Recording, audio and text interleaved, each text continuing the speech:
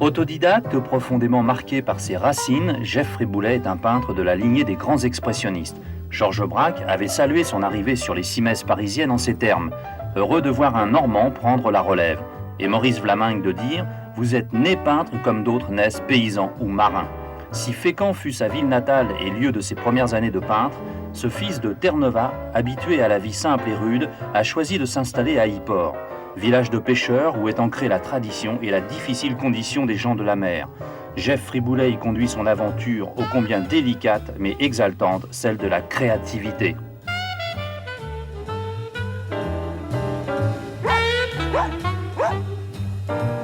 Je suis très surpris d'être peintre, hein. Mon père étant Terre-Neuve. J'ai toujours été passionné par le dessin, mais je ne pensais pas qu'un jour, oui, peut-être faire un bon régional. Puis le hasard qu'en 1954, j'ai eu le concours de la peinture. De ce fait, j'ai été invité à la Galerie Charpentier et j'ai participé à une exposition qui était un siècle de chemin de fer et d'art. Et je me suis retrouvé avec Van Gogh, Cézanne, Monet, etc. Donc c'était inattendu, je buvais un peu du petit lait.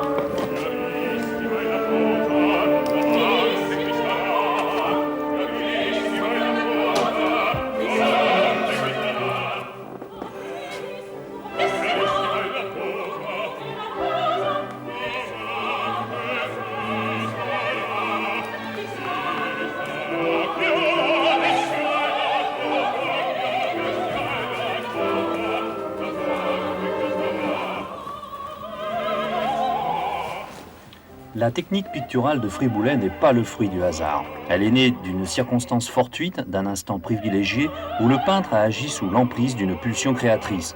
La contexture de son art est devenue un véritable procédé, une alchimie affinée pendant de longues années de pratique dans son Athanor, berceau propice pour la porter à maturation.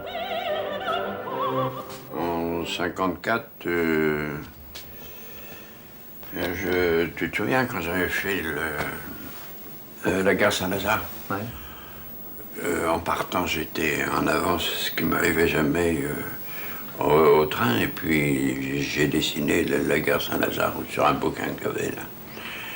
Et en rentrant, j'ai eu envie tout de suite de la réaliser. Et puis, comme je n'avais pas de toile de livre, j'ai repeint sur une autre toile qui était peut-être moins intéressante. Mais après, je ne pouvais pas, disons... sacrifier une toile pour en faire une meilleure. Alors j'ai eu l'idée de faire des palettes. C'est-à-dire que tu mets tes peintures oui, comme sur la toile vierge. Voilà. Oui, et puis après, disons qu'en fonction des toiles qui passent sur le chevalet, toutes les choses sont différentes. Donc, tu vois, on peut avoir une harmonie. Alors, sur cette toile, par exemple, après, je dessine au pastel pour enfermer des zones colorées. Parce qu'il y en a certaines qui sont plus percutantes les unes que les autres, et c'est un point de départ. Quand je balance la couleur après sur la toile, bon, je le fais d'une manière quand même rythmée, tu vois. Alors, tu vois, et bon, comme les choses sont toutes différentes, quelquefois, une toile me sert plusieurs fois, la palette plusieurs fois, pour essayer d'avoir des rythmes. Jusqu'au moment où tu sens que là, ta palette est prête pour être employée en fond de toile, disons. C'est ça, oui. Disons que moi, en fonction de ce point de départ, je recherche après l'unité. Mais ce qu'il y a d'intéressant, c'est passionnant pour moi, parce que si chaque toile avait la même harmonie, bon, il y a longtemps que je ne serais plus peintre. Tandis que là, chaque fois, chaque jour, je vais à la découverte. Alors je me plante, bien sûr, parfois, parce que c'est pas toujours évident de trouver des rapports de ton. Mais c'est une bonne chose quand même de se planter, parce que tu aurais une meilleure opinion de toi, Hein, si tu te plantais pas, mais tu perdrais aussi le sens des valeurs. Alors c'est bien de temps en temps de se ramener à des choses beaucoup plus terre à terre.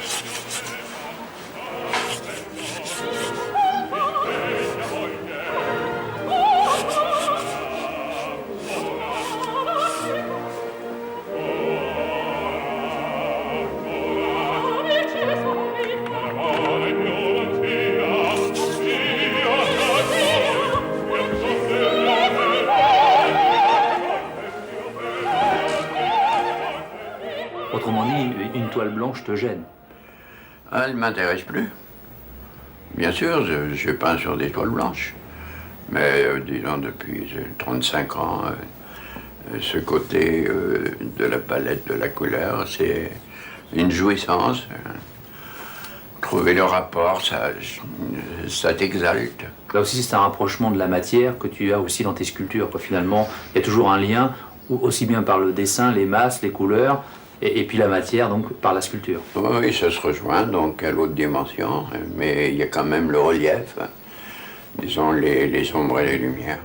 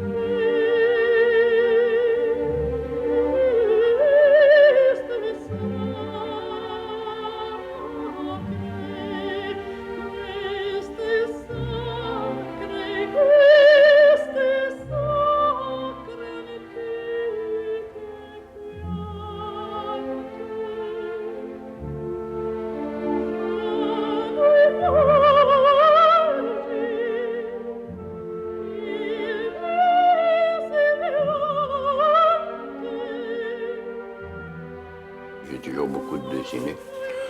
Et puis ça me permet de rechercher les prétextes à peindre. Mais j'en ai fait des masses et je continue toujours à en faire beaucoup. Alors, dans tes dessins, on a l'impression que c'est très furtif, que tu fais ça vraiment très très vite. Oui, absolument, oui. Oui, disons que ça, c'est fait au pastel, tu vois. Donc j'ai une petite armature et après je l'appuie en quelque sorte là. Alors, est-ce que tu les composes comme tu composes tes toiles ou vraiment tu le fais un peu comme ça Oui, c'est plus spontané. Au coup d'œil, plus spontané, ouais. Au coup de cœur, ça part comme ça. Ouais, ouais. Parce que bon, bah, si c'est mauvais, tu le balances, tu le déchires.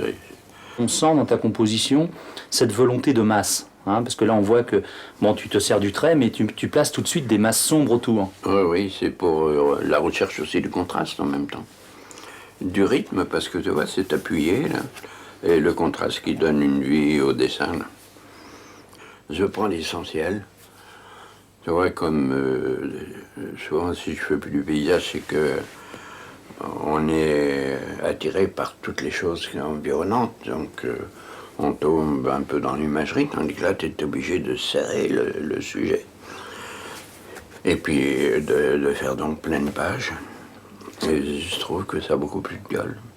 Les choses les plus intimes, tu vois, je les ai faites à la sanguine pour donner un côté un peu plus sensuel. Rythme, harmonie, couleur, composition. Ce qui est important, c'est que ça soit très sonore.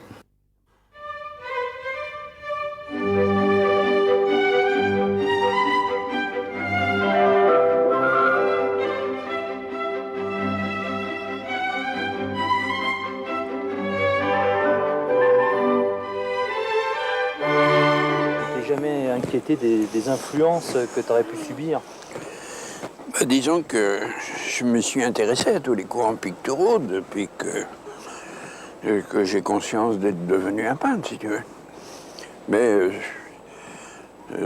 il y a des choses qui n'étaient pas faites pour moi, donc si tu veux, là j'étais expressionniste et j'essayais de plus en plus de faire les choses avec puissance. Et donc, je pourrais dire que j'ai peint dans un certain couloir. étroit. Étroit, oui, sur lequel je me battais d'un côté et de l'autre, mais qui me faisait quand même avancer.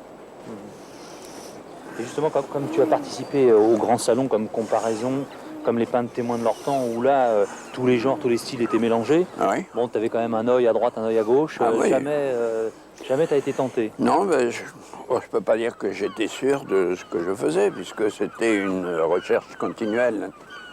Mais je me sentais bien dans ma peau, tu vois, j'avais pas envie de suivre les courants gratuits, enfin gratuits pour moi.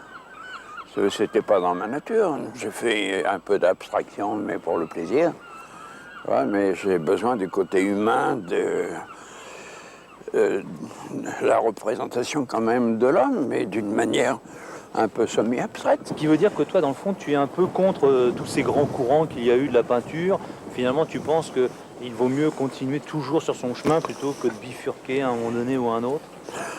Bon, la peinture, c'est un éternel recommencement. Il y a toujours... donc, certains vont être classiques et puis ils vont après devenir peut-être... Il y a toujours les impressionnistes, tu vois. Donc, je crois qu'il faut peindre avec sa personnalité, avec les possibilités qu'on a d'exprimer un truc. Autrement dit, il ne faut pas chercher à plaire. Ah, non, surtout pas. Ce qu'il faut, c'est peindre pour soi. Ouais, et puis essayer de s'en sortir. Tu sais, j'ai eu, disons, des périodes très difficiles. Hein. J'ai eu une traversée du désert, mais quelle importance. Moi, mon truc, c'était que je sois bien dans ma peau.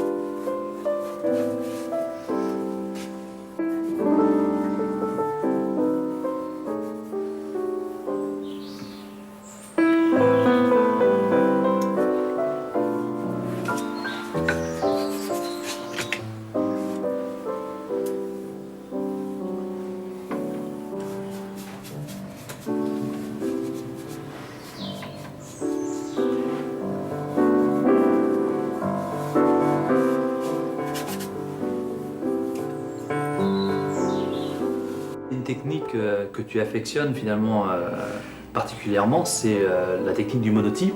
J'ai découvert ça un peu par hasard en 1950. J'ai développé ça pendant très très longtemps et à la fondation, je faisais faire ça à tous les gars qui passaient. Le monotype, bon, on met des teintes sur une plaque de verre ou sur une plaque de fer métallique, on met du papier puis on écrase après, donc parfois il y a des choses auxquelles on ne s'attendait pas qui se créent. Bon, mais toi, tu as fait mieux puisque tu t'es servi de fond déjà préparé. Oui, parce qu'au début que j'en ai fait, disons par exemple, Degas, même Picasso faisait ça sur du papier blanc. Braque. Oui, Braque aussi. Donc je trouvais que le rapport du blanc et de la couleur était un peu anachronique. Donc j'ai eu l'idée, dans les années 50, de faire des fonds colorés de toutes couleurs, qui me permettent de travailler aussi en harmonie avec le fond. Finalement, on retrouve le même fil conducteur que dans tes toiles, ce blanc qui te gêne et que tu détruis en faisant des fonds. Oui, disons que c'est un peu l'idée des palettes, en quelque sorte. Et est-ce que ça t'aide à créer après des toiles? Oui, c'est un peu, disons, un tremplin. Mais tu ne peux pas refaire la même chose que le monotype, mais déjà le sujet, le rythme, parfois l'harmonie t'aide à dépasser certaines toiles. Et alors là, on retrouve aussi ces interpénétrations de couleurs, finalement. Oui. Involontaires, mais elles sont là. Oui, elles sont involontaires au départ, mais par la suite, elles ont été forcément très calculées. Et alors, comment tu peux faire, parce que sur les toiles, bon, tu domines bien tes rythmes et tes surfaces, Alors qu'avec un monotype, tu domines moins bien finalement. Oui, mais Ça je ne te gêne pas? Non, parce que je l'ai fait, disons que par ton superposé, si tu veux, au lieu de peindre directement un monotype complet et d'appliquer la feuille, j'y vais par progression. Par couche successive. Par couche. Donc, ça me permet de mieux le contrôler. Un peu comme un passage d'imprimerie finalement. C'est ça, oui. Ouais. Disons comme une litho, on ferait plusieurs couleurs. Et tu penses que ce genre d'exercice facilite la création? Ah, je crois, oui, j'en suis persuadé. Mais parce qu'en général, le monotype est fait, c'est un peu confidentiel, enfin, disons qu'on fait ça sur un 6 figures. Mais je suis monté jusqu'au 40 pour avoir davantage de difficultés. Et j'ai l'impression que ça m'a servi de tremplin ces dernières années pour améliorer mon travail. T'as remis un peu le monotype au goût du jour. Ben, j'ai essayé de redonner les lettres de noblesse au monotype, parce que peu de peintres en font. Disons, au départ, il y a quand même beaucoup de difficultés. Alors si on n'insiste pas, nous en manquons beaucoup, donc il faut insister. C'est vrai qu'il faut une grande maîtrise de son trait. Oui, et puis aussi de la couleur, du rythme. Mais moi, je trouve ça tellement beau, si tu veux. Je parle pas de ce que je fais, mais disons de l'expression que, à un moment donné, j'avais presque plus envie de faire de tableaux parce que je trouvais le monotype supérieur. Et puis, bon, bah, je me suis remis dans la course, bien sûr. Heureusement.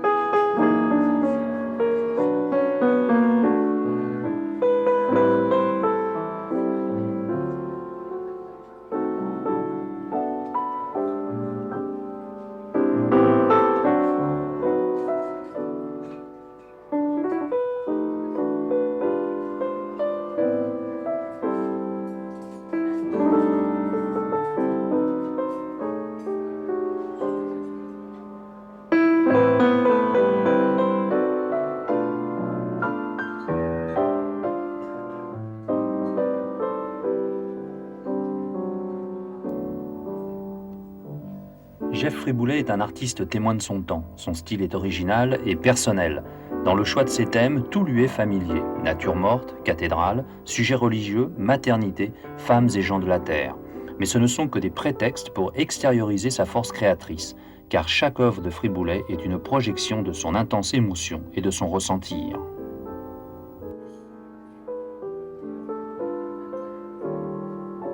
J'ai parcouru vraiment le paysage du pays de Caux. Et donc j'allais dessiner sur le tas. Je partais en vélo à l'époque. Alors bon, disons que les paysans courbés, le travail de la terre, ça me touchait beaucoup. Je les ai aimés, je les ai compris. Et j'étais assez près d'eux, ça m'arrivait de déjeuner, de dîner avec eux. J'ai appris le métier dans la nature. Donc forcément, habitant Fécamp, j'ai fait des marines. Et je venais souvent ici, donc où maintenant j'habite, peindre ces caïques au ventre très plein, et c'était quand même très formidable. Et après, j'ai eu un autre devenir dans la peinture, justement, pour revenir à cette condition humaine. J'ai fait une peinture d'atelier. Parce que dans la nature, tu ajoutais des tas de choses qui n'étaient pas nécessaires. Et là, ça me permettait, en atelier, d'avoir une très très grande sobriété. C'est-à-dire quand ma toile était apparemment terminée, je ne pouvais rien ajouter, rien soustraire.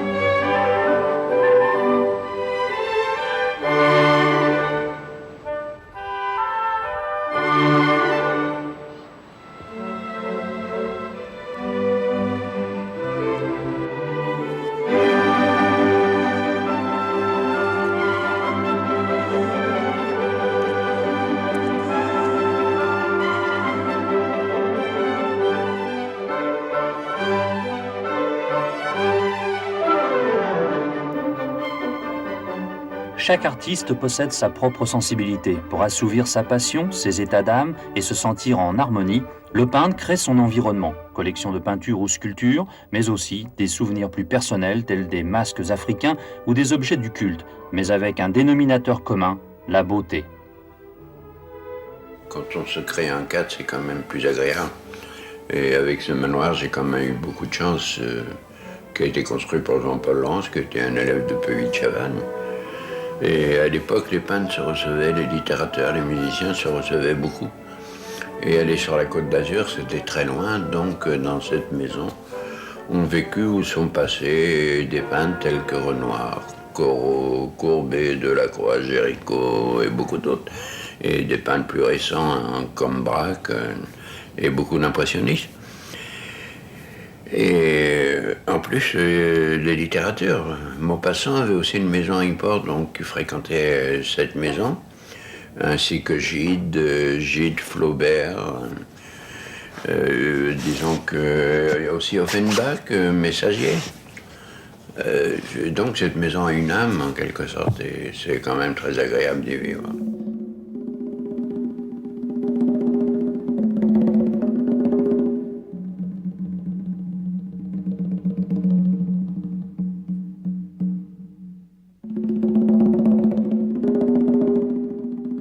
J'avais eu l'opportunité de faire une exposition sur la Bible avec Rouault et Manessier, l'année du patrimoine. Et c'était organisé par un moine. Fréchet avait toujours envie d'un ciboire. Alors je dis au moine, toi qui es du bâtiment, tu dois savoir où on peut récupérer. Puis il nous en a offert un qu'il avait en réserve. Donc, pour les marchés africains, disons qu'avec De Gaulle, il nous a beaucoup promenés. J'ai fait quand même 3 ans d'Afrique, Bamako, Tombouctou, Gao, etc.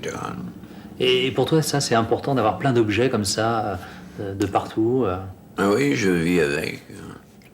Comme là, il y a des objets religieux, mais c'est une ancienne chapelle, comme Jean-Paul Lance était un peintre mystique, il a peint Robert Le Pieux, l'Escominier, donc on apportait une certaine continuité. Geoffrey Boulet est un communicant. Il a un besoin naturel, affectif de relation avec les êtres. Son art est une sorte de miroir de la condition humaine. Un peu dans l'esprit de Daumier, tu sais, disons l'amour des uns, l'amour des êtres, tu vois. C'est pour ça que je fais des personnages, quelquefois souvent sévères. Mais autrement, je ne suis pas un peintre qui veut laisser des messages. En fait, ce que tu as toujours eu besoin chez toi, c'était la communication.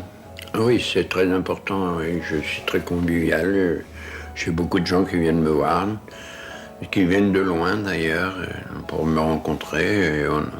Et la porte est souvent grande ouverte. Ça commence à être difficile parce qu'on prend de l'âge et puis on est souvent envahi. Quand tu dis on prend de l'âge, est-ce que justement ce n'est pas là le début d'une certaine sagesse, d'un retour sur toi et d'une certaine réflexion? Oui, je prends de l'âge, mais j'ai 20 ans dans la tête. Alors, j'espère que un jour je serai majeur. Est-ce que tu es toujours aussi fougueux que tu l'étais quand tu avais justement 20 ans? Oui, mais bien sûr, ça freine quelquefois au niveau de la fatigue, mais dans l'esprit, c'est toujours la même chose. Je travaille toujours autant. Et là, je suis bouffé par la peinture, je ne sais rien faire d'autre. Les voyages ne m'intéressent plus, j'ai envie d'être devant le chevalet et de me battre. Pour aller où, je ne sais pas. Parce que ça change un peu en permanence, mais dans une direction donnée. J'espère progresser simplement. Oui, disons, c'est sans prétention, je voudrais travailler jusqu'à 104 ans. Ouais.